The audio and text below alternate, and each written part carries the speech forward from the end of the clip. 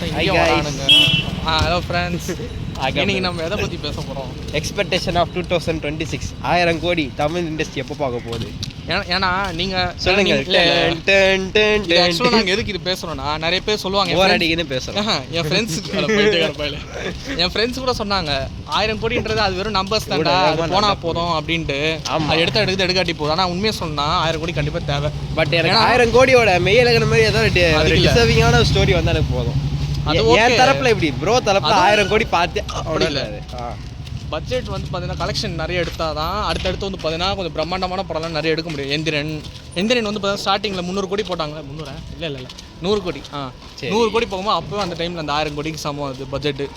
நிறைய பேர் வேணாம்னு சொன்னாங்க. ஆனால் அந்த 100 கோடி போட்டதுனால தான் எந்திரன் படம் அந்தளவுக்கு குவாலிட்டியாக வந்து. ஒரு நல்ல டேரக்டர் வேணும். இந்த மாதிரி ஒரு ராமாயணம் எடுத்தானா என்ன எடுத்தானா ஆதிபுருஷ் 600 கோடி மனசாட்சி அது அறியுமா? சூப்பர்.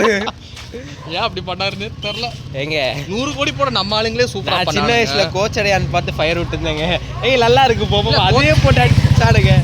இப்போ கோச்சடையான் ஒரு விஷயத்துக்கு பாராட்டலாம். ஃபர்ஸ்ட் அனிமேஷன் ஃபிலிம்ல ஸ்டோரி தான் என்ன கொஞ்சம் நல்லா பண்ணிருக்கும். கொஞ்சம் சீரியல் அனிமேஷன் ஃபிலிமா இருந்தால் சுட்டி டிவியில் பார்க்குற மாதிரி இது என் வயசுல. அப்போ நான் அதை பார்த்துருந்தேன்.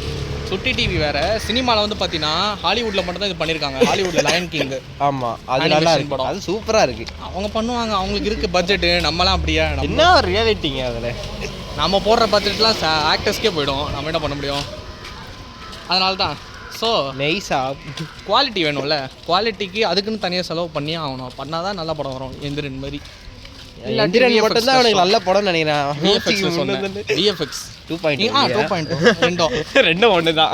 ரெண்டும் ஒரே ஆள் தான், ஒரே டீம்.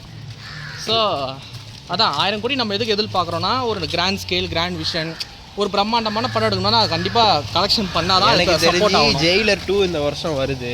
ஜெயிலர் 2 ஆமாம். தமிழ்நாடு ரேங்கிங் தான் எனக்கு தெரியும். ஆல் ஓவர் இந்தியா தலைவர் தான். அவ்வளோலாம் எனக்கு தெரியாது. இவர் சென்ட்ரல் போர்டு, நான் ஸ்டேட் போர்டு. துரேந்தர் 2 அதுவே பார்க்கல. ஃபர்ஸ்ட் பாட்டு 1400 போயிடுச்சு. என் தலைவன் இது டாக்ஸிக் அடிக்க வாய்ப்பு இருக்கு. வேற வழி இல்லை. கேஜிஎஃப்ல வந்துட்டாங்கல்ல. ஆனால் என்ன ஒரு பிரச்சனைனா, ரெண்டு படமே ஒரே நாள் ரிலீஸ் ஆகுது. எந்த படம்? டாக்ஸிக்கும் துரேந்தர் 2ம். ஓஹோ. ஸோ கொஞ்சம் கலெக்ஷன் ரெண்டுத்துல அடி வாங்குறதுக்கு வாய்ப்பு இருக்கு. ஒரு 100 ரூபாய் போட்டு செல்ஃபி ஸ்டிக் ரொம்ப கை வலிக்குது சார். அதெல்லாம் பார்த்தா வேலைக்காகாதுடா சார். 2 பேரும் ஷேர் பண்ணி தான் வாங்கணும். 100 ரூபாய்க்குலாம் செல்ஃபி ஸ்டிக்காகவும் கொடுப்பான். நீ தான் கடை வைக்கணும். 100 ரூபாய்க்கா? ஸ்டார்டிங் 500 ரூபாய். ஒரு எம்ப்ளாயி கிட்ட போயிட்டு ஒரு காசு வாங்குறாரு. பேஷனா பண்றோம் ஃப்ரெண்ட்ஸ். இவன் தான் இது பத்தின வேலையா பண்றான். வேலையா? சினிமா தான் என்னடா பெரிய சினிமா. அப்போ டேரக்டர் கிட்ட காசு வாங்காம எடுக்க சொல்லி, ஹீரோ கிட்ட காசு வாங்க நடிக்க சொல்லி, நான் அப்போ ஒத்துக்கிறேன்டா பேஷன் தானே. நான் காசு வாங்காம நடிப்பேன். நீ எடுப்பாரா? டேரக்டர் எடுப்பாரா? அதான் கேள்வி. நான் உன்ன சொல்ல, நான் சொல்றேன் நம்ம ஊர் ஸ்டார்ஸ் சொன்னேன். அவங்க கிட்ட போய் ரெக்வெஸ்ட் பண்ணு. அவங்க கிட்ட போய், சார் ஐயா சாமி காசு வாங்காது. சரி விடு, அவங்களுக்கு சம்பாதிக்கணும், அவங்க பண்றாங்க. காசு இல்லாதான் காப்பா சொல்லு. டாக்ஸிக், துரேந்தர் 2. ஏன்னா தெலுங்குல ஏதாச்சும் எடுக்கணும்னு நினைச்சேன். பட் வாரணாசி படம் வந்து எனக்கு 27 வருது. கனவு அது. கூலி 2 வந்தா வாட் இஃப் போதும். ஆல்ரெடி 1ல சதைச்சது போதும். என் தலைவர் வேற ஆதிக் ரவிச்சந்திரோட ஃபர்ஸ்ட் சீன் பார்க்கும்போது எனக்கு அப்படியே கூஸ் பம்ப்ஸ் ஆயிடுச்சு. கூலி படத்தில் அந்த என்ன சீனு இல்லை, ஸ்பை வேலையாக பார்க்குற ஹீரோ, ஐ மீன் வெங்கட் தானே அவர் பேர். கொஞ்சம் குண்டா குள்ளமாக இருப்பார். சௌபின் இல்லை ஐ மீன் ஸ்பையாக இருக்கிற ஒருத்தர் வந்து பார்த்தீங்கன்னா சௌபின் கண்டுபிடிச்சிருவார்ல. கண்டுபிடிச்சி தூக்கில் ஏற்றுவாங்களே. அது பார்க்கும்போது அப்போதான் வில்லனோட பவர் தெரிஞ்சுது. ஓ, அப்போ உள்ள எவன் நுழைஞ்சாலும் கண்டுபிடிச்சிருவாங்க. தலைவன் ஹைட்டுக்கும் பண்ணுற செயலுக்கும் சம்மந்தமே இருக்காது. அப்படிப்பட்ட ஆள் தான் அவரு. ஆனால் இருந்தாலும் ஃபர்ஸ்ட் சீனே மாசாக காமிச்சாங்க. அதுக்கப்புறம் தான் போக போக படம் போகும். என்னடா நல்லா தானடா போயிருந்தது. ஏன்டா மோனிகா வரைக்கும் நல்லா இருந்தது. மோனிகா வந்தோடனே அந்த மாறிடுச்சு. கொஞ்சம் யூட் நடிக்கவும். அங்கே noise pollution highway location fix பண்ணுறோம் ஃப்ரெண்ட்ஸ், சவுண்ட் வராமல் இருக்கிறதுக்கு. நாய்ஸ் பொல்யூஷன் தவிர்க்கவும் யார்ப்பா குடிக்கவும். தமிழில் பொறுத்தவரை ஜெயிலர் 2 வேறு ஆப்ஷன் இல்லை. ஏன்னா அதான் தமிழ். ஏன்னா அவர் மட்டும் தான் இருக்கார் இப்போதைக்கு. அப்படின்னு சொல்ல முடியாதுங்க. இப்போ திடீர்னு போன இந்த வருஷம் அந்த மாதிரி டிடிடி ஒரு மாதிரி நல்ல ஃபீல் குட் படம் வந்து 1000 கோடி எடுக்காது. ஆனால் அந்த மாதிரி படம் வந்தால் என் தரப்பில் நான் சொல்லிக்கிறேன். 1000 கோடி எடுத்தாதான் அடுத்து வந்து பார்த்தீங்கன்னா இந்த மாதிரி இன்னும் கொஞ்சம் பிரம்மாண்டமாக படம் பண்ணலான்னு சொல்லிட்டு பட்ஜெட் போடுவாங்க. பிரம்மாண்டம் நீ வச்சுக்கையா? பிரம்மாண்டம் எனக்கு மெய்யழகன் தோழா அவதார் படம்லாம் ஏன் அந்த மூஞ்செல்லாம் எவன்டா பார்ப்பான்? ஏன்டா உங்களுக்குலாம் அவங்க taste ஏ அவங்க இல்லையாடா? எடுக்கிற ஸ்டோரியே வேறடா அவங்களுக்கு அது என்னடா ஸ்டோரியை நீ பார்த்த போறான் அது அரண்மனையும் ஜேம்ஸ் நீ முதல்ல படத்தை ஃபுல்லா பாத்தியா ஆ 1 or 2 ரெண்டுமே பார்த்தேன். சரி என்ன புரிஞ்சுது அதில் உனக்கு எனக்கு ஒன்றும் புரியல. அதை பார்த்தோடே கருமம் என்ன மூஞ்சி அது சாப்பிட போது இது வந்தது பாரு. இவன் என்ன பண்ணுறான், இவன் மனுஷன் சாரி மனுஷ காசங்க வந்து அவங்கள அடிக்கணும் வராங்க. அதை ரெசிஸ்ட் பண்ணுற அளவுக்கு இவங்க போய் சண்டை போடுறானுங்க, தப்பிக்கிறானுங்க. செகண்ட் பார்ட்டில் மனுஷன் மேலே வேற எவனோ ஒருத்தன் வந்தான். குடும்பத்தை பாதுகாக்கிறதுக்காக போராடும் ஹீரோ லியோ தாஸ். ஜெயிலரும் லியோவும் அதேதான், ஜெயிலரும் கிட்டத்தட்ட அதுதான். அது நான் லியோவே பார்த்துட்டு போய்டுறேனே. அது ஏன் அந்த மனுஷங்களாச்சே, இது வேற கிரகத்தில் உள்ள இருக்கிற ஒரு ஏலியன்ஸ் மாதிரி இவங்க. அதனால தான் விஎஃப்எக்ஸ் அவ்வளோ புதுசாக தெரிஞ்சுது நமக்கு. என்ன 500 ரூபா கொடுத்து போயிட்டு ஒரு பொம்மை படத்தை பார்த்துட்டு வந்தேன் சூப்பராக ஏசி காத்துல உட்காந்து. நல்ல படம் தான் அது, விஎஃப்எக்ஸ்க்காகவே பாராட்டலாம்.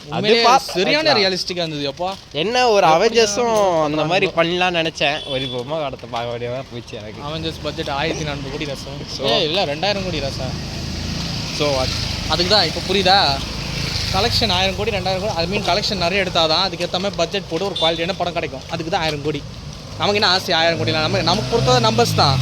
ஆனால் ஃபிலிம் இண்டஸ்ட்ரிக்கு பொறுத்தவரை புதுசாக ஏதாச்சும் ஒரு ட்ரை பண்ணணும்.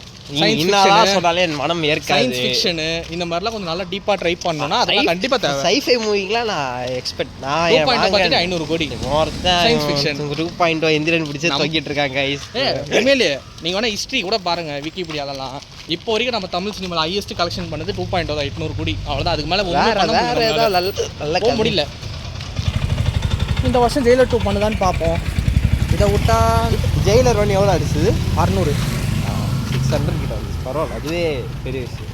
அதான் அந்த ஸ்டோரி சாதாரண ஸ்டோரி தான். ஆனால் ஸ்டோரி பட் அனிருத் மியூசிக் தலைவன் ஃபர்ஸ்ட்லேருந்தே அவன் தான் படத்தை தூக்கி சூப்பராக. என் தலைவன் வந்து அவன் என்ன யுரேனஸ் மாதிரி அப்படியே தூக்கி பிடிச்சிட்டு இருப்பாரு, உலகத்தை தூக்கி பிடிக்கிற மாதிரி. ஏன் கூலி கூட இப்போ பார்த்தீங்கன்னா 500 கோடி தாண்டதுக்கு ஃபர்ஸ்ட் ரீசன் அனிருத் தான் சொல்லுவேன். அவர் தான் நாங்கள் ஆக்சுவலி அந்த வீடியோ இருக்குன்னு பிளாக் சேனல் பிளாகே தூக்கிட்டானே. என்ன சேனல்ல நாங்களே போறோம். என்ன பிளாக் அது? ஓகே நம்ம என்ன எடுத்தோம், அதான் பிஎக்ஸ்எல் ஸ்க்ரீனில் அது இருக்குது. நம்ம திருப்பி போனோட போட்டுக்கலாம். போடு யாரும் வாடாது. ஆக்சுவலி நாங்கள் அங்கே போயிருந்தோம். ஏசிக்கு அதுக்கு படம் வந்து ஃபர்ஸ்ட் ஹாஃப் சூப்பராக இருந்தது. அப்புறம் செகண்ட் ஹாஃபில் ப்ரோ கிட்ட வந்து இன்டர்வலில் கேட்டேன், ப்ரோ படத்துக்குலாம் வந்துக்கிறோம், கொஞ்சம் செகண்ட் ஹாஃபில் ஏதாவது ஃப்ளாஷ்பேக் இருக்கோன்னாரு. நானும் பார்க்குறேன் எங்கடா மணி 2 மணி நேரம் ஆயிடுச்சு. ஆக்சுவலி நாங்கள் வந்து அந்த ஃப்ளாஷ்பேக்கை மட்டும் ஒரு எக்ஸ்டெண்ட் பண்ணி செகண்ட் ஹாஃப் ஃபுல்லாக எடுத்துருந்தாங்கன்னா வேற நான் கூட மனசு வந்துருக்கும் சூப்பராக. நம்ம கூட மனசில் திருப்தியாக அந்த ஃபர்ஸ்ட் ஹாஃப் ஆகும். ஏன்னா நாங்கள் டிக்கெட் புக் பண்ண போது என் கையில் வந்து பேடிஎம் நெய், அதனால புக் மை ஷோவில் எங்களை புக் பண்ண முடியாது. இங்கேருந்து நாங்கள் பிவிஆருக்கு மழை வேறு, நாங்கள் போகிற டைமில் மழை கஷ்டப்பட்டு போய் டிக்கெட்டை புக் பண்ணால் ஃபர்ஸ்ட் ஹாஃப் வரைக்கும் பார்த்த வரைக்கும் வருது அப்படி இருந்தது. செகண்ட் ஹாஃபில் ஃப்ளாஷ்பேக் வரும் நானும் வெயிட் பண்ணுறேன்.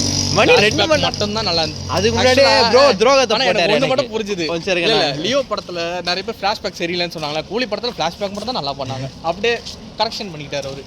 இல்லை என்னன்னா இல்லை வந்து ஒரு துரோகத்தை போட்டார் ப்ரோ. அதுக்கு முன்னாள் நைட்டே இவர் போய் பார்த்துட்டு வந்துட்டார் படத்தை.